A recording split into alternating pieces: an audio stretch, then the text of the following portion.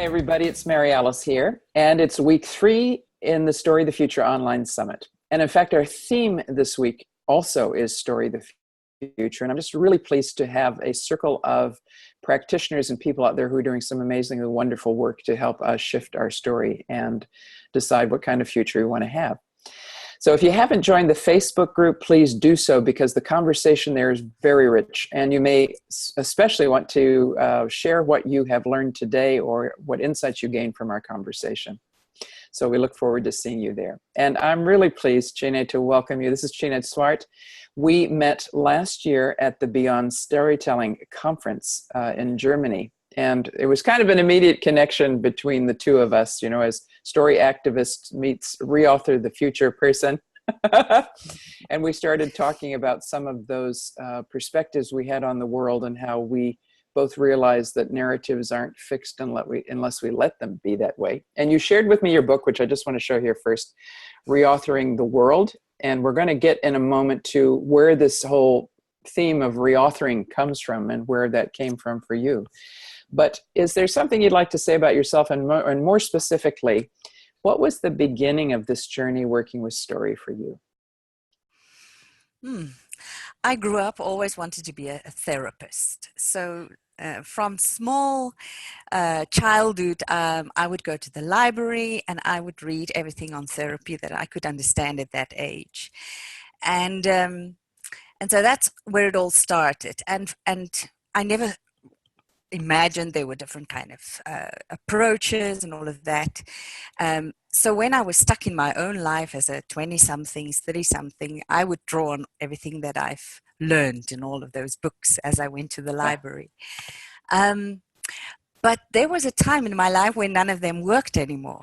And I remember sitting in a lounge with some of my friends, and they said they found this new kind of therapy. Am I interested? And I said, I'm desperate. Try it on me. And it was amazing for me to just experience for the first time in my life. And I think that's the beauty of narrative therapy. For the first time in my life, I experienced, firstly, that I am not the story, that I am in relationship to a story. That was a first realization. And the second realization is that much of the story that I thought was in me somehow was a cultural story. It was a story of womanhood. It was a story of religious discourses that had a certain place for women. And when I realized that, I first got mad. I thought, damn, all these years, I was thinking it's me. And then I realized that there's a whole world that supports ideas about women. And that has all of these practices that train girls from a small age how to behave, how to sit pretty, how to not ask too many questions, how not to challenge, and how to always look beautiful. So all of those things played into this story. And so that was the second thing I realized. And then the third thing I realized in this exploration with narrative therapy is that stories always have an exception that challenge them. There's always somewhere, and that's a deep belief that I now hold for everything in the world, always there is a counter story somewhere, a counter practice, a counter way of being that challenges those big things that we think have been there for always and will always be with us. So I think those are the three things the gifts, I would say, that narrative therapy has given me. And after that, I thought I will now become a great therapist, and I'll be in a little room with somebody and I'll change everybody's lives and go on exotic journeys. And then I was invited to a corporation, big bank here in South Africa, with organization development consultants to teach them narrative ideas. And that was in 2005. And ever since, I've been working in organizations with all of those brave ones, because in those days, storytelling wasn't that big yet. Mm. Today, whenever I use the word narrative, everybody goes to storytelling and think they know what it means. But a narrative for me is really transformational work. Is for people that sign up to really be in a transformational journey. And I found organizations like that. And so that has been for me a great adventure, really, to find this transformation in my own life of a different relationship with what I then called silent servant, a cultural narrative, really, and to stand in a different space today, feeling that I have a whole community that is interested in shifting a story in our world. Does that answer your question? That was a detour. It indicates to me that we probably need 3 hours for this interview, but we'll make up. We'll have to make that up by meeting at some point in time. What difference does it make when you really name the storyline? Naming is a beginning, because it puts you out of the story, outside of the story. So when you start naming, because stories are also created in language, and therefore when we name it, we somehow start our first steps in authorship with a story. You're kind of moving out of a character in your own story into authorship in the writing of the story. So naming helps us to put it in relationship with, because we are so strongly constructed through language. And that is a very powerful experience. I remember in one of my teaching sessions in training in narrative therapy, the lecturer asked me, "So what are you teaching, silent servant?" And I'm like, "What? I can teach her things?"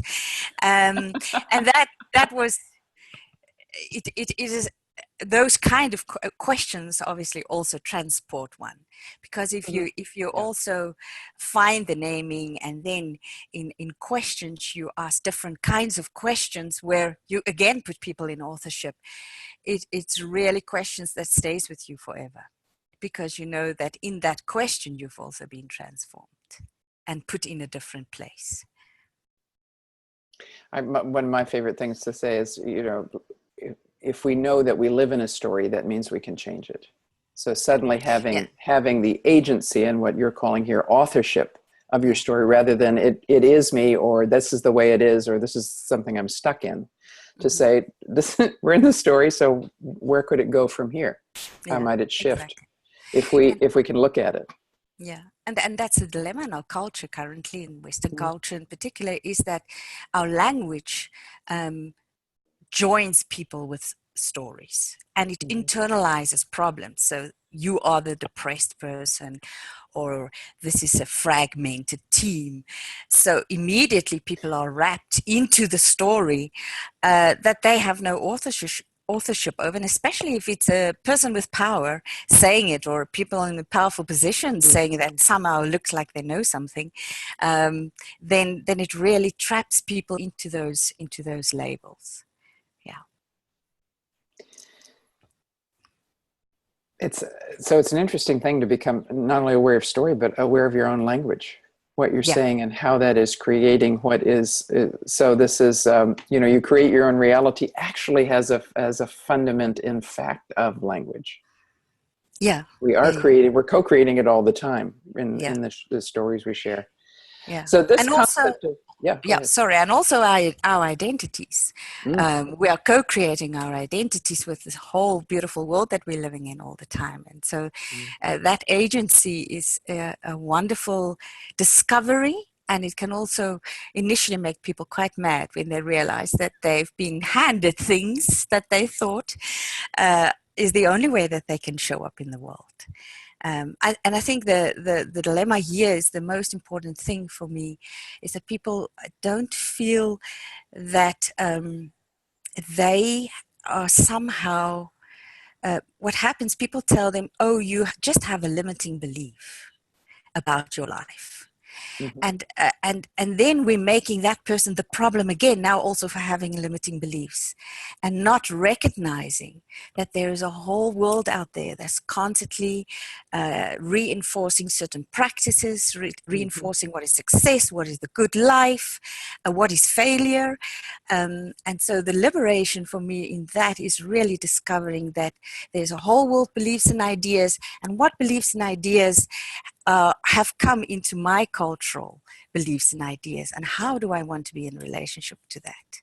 And so for me, that's on the individual level, and then these things also happen on organizational level, where organizations, for instance, I'm working with Tourism Flanders, Mm. and the biggest, larger taken for granted beliefs and ideas in the tourism industry is that they have to, they are the economics of a country. They provide money to the country, so that they have been given over many years, Mm-hmm. while tourism as an industry has been rooted in hospitality, in deep hospitality of different cultures, which is a totally different world.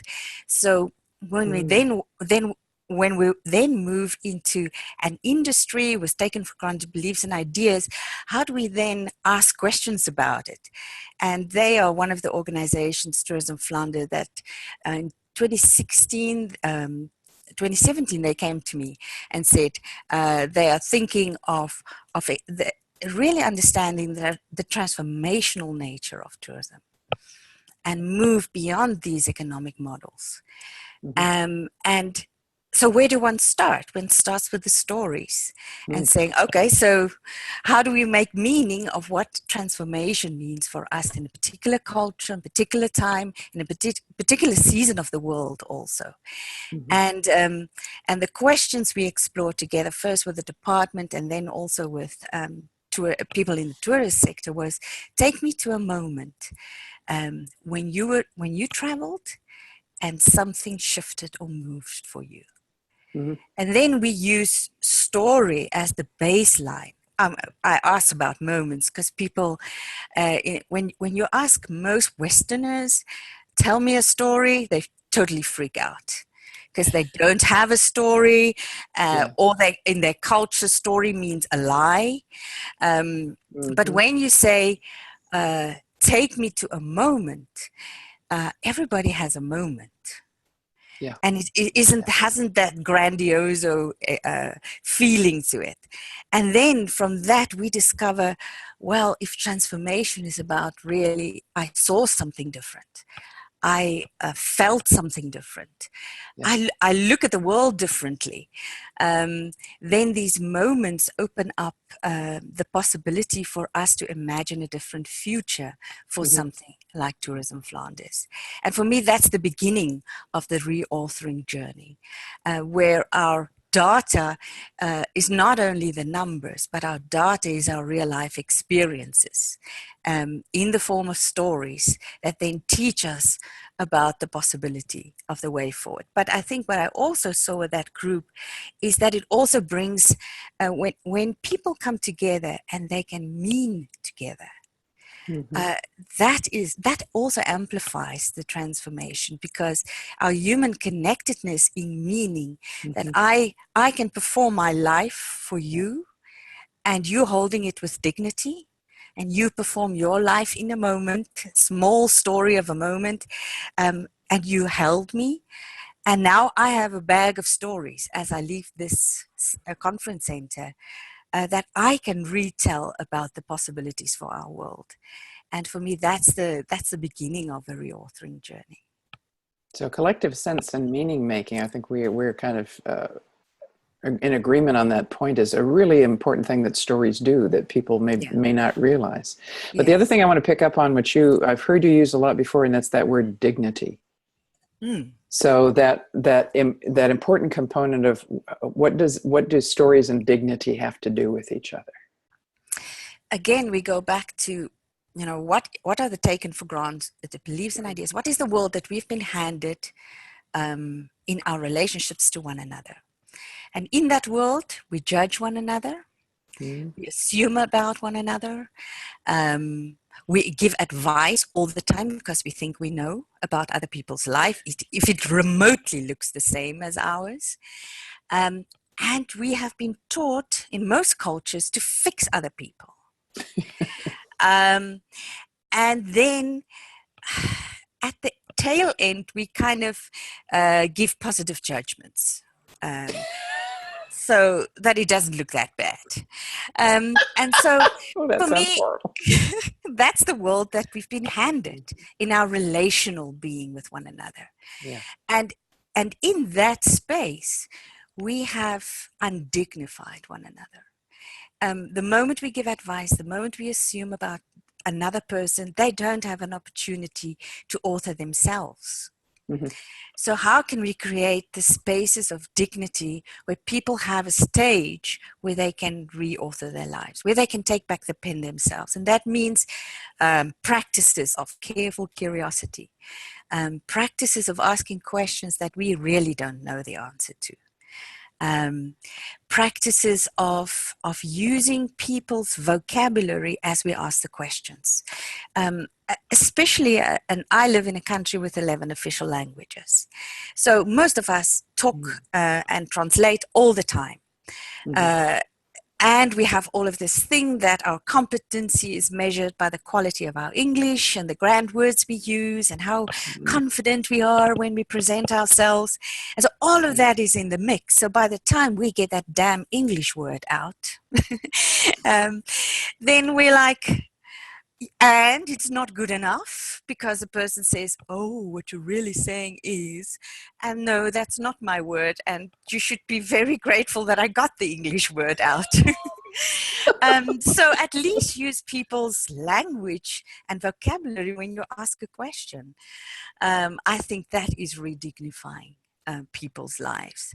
And then the other practice, the practice of gifts that I learned from Peter Block. And gifts are not positive judgments. So it's not another form of compliment. But a gift is really the offerings of our moved hearts.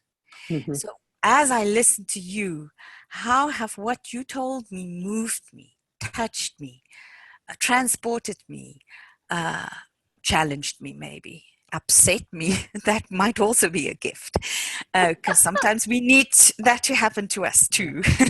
Yeah. And for me, that's all. Those are all dignifying places and spaces.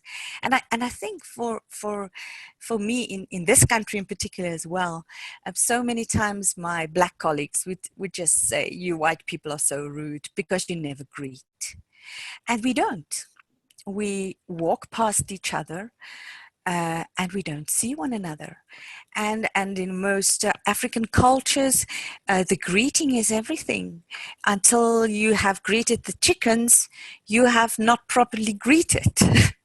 And we, as Westerners, are very busy people, so we don't have time to greet the chickens. But that's just an exaggeration to say, to pause and to really see people opens up those stories. And what I've seen, the beauty of that, when a person have been re-dignified just by our mere practices, the quality and the moments that then show up also unlock other moments. So when we ask about a moment, it's like a universe or a Milky Way of moments shoot up their hands and just say, but there's me and there's me. And when that happens, a person's whole life opens up again. So for me, in that sense, if there's a space where I'm not judged and where there is careful curiosity and dignity, then we reignite people's lives into the beauty and the dignity that it's made up of anyway. So I think because of what we've been handed about the way we relate to one another, these practices are also counter practices to a culture that has something in mind for us. Yeah. I've heard the term in the appreciative inquiry community of positive deviance. So maybe this is really listening, really witnessing, really dignifying each other is a positively deviant Yeah, behavior in yeah, today's culture. In exactly. the tourism Flanders example, I've heard you speak about it, and there's also this move to shift the story about who's allowed to have a holiday, isn't there, Yeah. within that world? Yes, and they've been at that for it's a department of Tourism Flandre called Everyone Deserves a Holiday, Ah, and they see it as a human right and a way to dignify people, to invite people to all enter into the space. And when we just spoke about the re-dignification of people, so 12 years ago, the leader, Marianne Skapman, said, I want my network to be inspired, and I want my network to be witnessed and also to witness other stories that is happening. And so she started embarking on the documentation of stories in various ways. And that over the 6 years has evolved into drama, dancing, mm, theater, and then there's also the 600 stories that's already documented and posted on the website. And what they've seen over these 6 years is that when a person listens to another person, something happens in the re-dignification of people. These are people that otherwise would not be able to go on a holiday, that are now, mhm, their story is documented of their holiday experience, and they've seen how people live into their own hopes and dreams even more. mm, And what they've now also done about a year ago, they started training what they call ears. Oore. And these are people that would normally not have been able to go on a holiday, that went on a holiday, and they were now listening to other people's stories. And where the movement started, where people in the movement will listen to other stories, now people that have been at the receiving end of these holidays are now documenting the stories and are now mm, listening to others. And so the transformation of these people have just been amazing to witness. And I think if we look at what is the context that they were faced with, what are the beliefs and ideas that they were faced with a whole world that mm, says only middle class wealthy people are allowed to go on a holiday, firstly, or only people that work are allowed to go on a holiday, and people that work hard are allowed to go on a holiday. Um, and the laws of the United Nations say that everybody has the freedom to move. And if we take seriously that when we are able to move, something happens to our dignity. If we are able to mhm, travel or to move to another space, another setting, another context that sees us, yeah. um, then they challenge that whole idea and belief of who's allowed and who's allowed dignity in that. Um, so much so that uh, you know, now I think last year they had 157,000 people that were going on these holiday experiences that would not have otherwise had the opportunity. And again, it is through the story that Mm, policy now shifts, that choices are made, and now these people also have a voice in that. And so for me, mm, this is no longer a re-authoring journey. It is now a co-authoring the world journey. People that have previously just received are now co-authoring what it means for people to go on a holiday, and now listen to others and invite others that this network would not necessarily reach, but the story now has a life of its own, and also becoming a really rich counter story to the mm. world. I want to pick up this theme of co-authoring because our theme this week in the summit is Story the Future. So at Mm-hmm. this particular time, at this particular place, and with the work you've been doing, how do you see this whole move to Story the Future? What are your thoughts around it? So firstly, I think we need to honor moments, firstly, and not look at them as just small moments. But if we see the moments as powerful stuff, as a powerful gift to the world, Yep. we need to pause when we hear moments that are alternative to the bigger story that says this is just the way it is and this is how it's always going to be. So pause at those moments, be gracious, and ask wonderful, curious questions, and let them explode into the world by the dignity that you give it. So those are the small things that you can do daily, because it's the alternative story, it's the counter story to these dominant stories that we need to hear. So in a certain sense, I always think of the Irish tradition of story keepers, and they call it the Shanachis. And they were the holders, the keepers of the story of the village. So if somebody wanted to kill the village, they would kill the Shanaki. And so for me, we need to become Shanakis of the future by firstly pausing when we hear alternative moments and connecting those moments to other people, amplifying those moments by our beautiful questions. And we need to then ask permission to hold it in our suitcase so that it travels with us. And then when we hear alternative stories that are similar, to connect them and saying, oh, I'm also hearing these people doing this in the world here. Because I do believe that there's a movement in storing a different future, but it's not connected. The stories are not connected. Yeah. And so if all of us become the keepers of alternative stories of this world and counter stories of this world, and connectors of these counter stories of the world, then something beautiful might shift for us all. So for me, it's a very exciting time to live in. I would want to live in no other time in the world, because the mere beauty that we can talk to one another from two different sides of the world at this time, and could have the platforms where we could hear these alternative stories to connect them, is for me the power of it all. Yeah. And this is the positive. This is one of the positive things technology can do, is help us amplify those stories. Yeah. And see them and find them. And I mean, there's a lot being shared. The question is, what is it? Yeah. I've often thought the internet is a tester of discernment. Yeah. So how much of the stuff that's on there is true, and how much of it is useful or generative is the other question. That those are things that are a matter of discernment.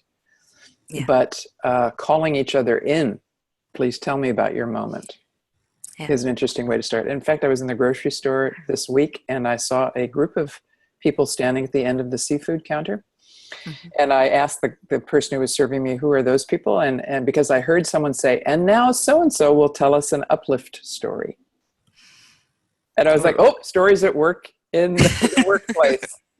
And it happened to be a group of managers who were sharing stories to help their business move along. So I thought that's interesting. What kind of stories are we choosing to share? Yeah. And those stories that moves us forward really also then kind of comes back and informs identity and forms the possibility again for, oh, if this is possible in a moment, what is possible for us as a team? What is possible for us as a world, in the way that we come together that can shift something? And that that's the three things I think that it has power. It has the power to shift who we are and who we think we are in this world. It's got the power to shift our relatedness to one another, and it also has the power to shift beliefs and ideas. Michael White spoke about this as, complete joy, he would say. When I hear about the acts of protest and the acts of refusal, because that is also what counter stories are. They refuse to submit to the way things are. And for me, it's kind of keepers of the stories that share the joy of the possibility of the hope we have in this world. Thank you so much for your time today, Chini. I really appreciate having you in our circle. Thank you for having me. And especially this week, Story of the Future. So for those of you who are interested in keeping this conversation alive, you might want to consider buying the All Access Pass, because then you'll be able to see this interview until the end of 2018, and also some other bonus material that we're offering. And we'll stay in communication as a community. Please join the Story of the Future tribe. We are wanting to make a place for our voices to co-author the future. Thank you for joining us today.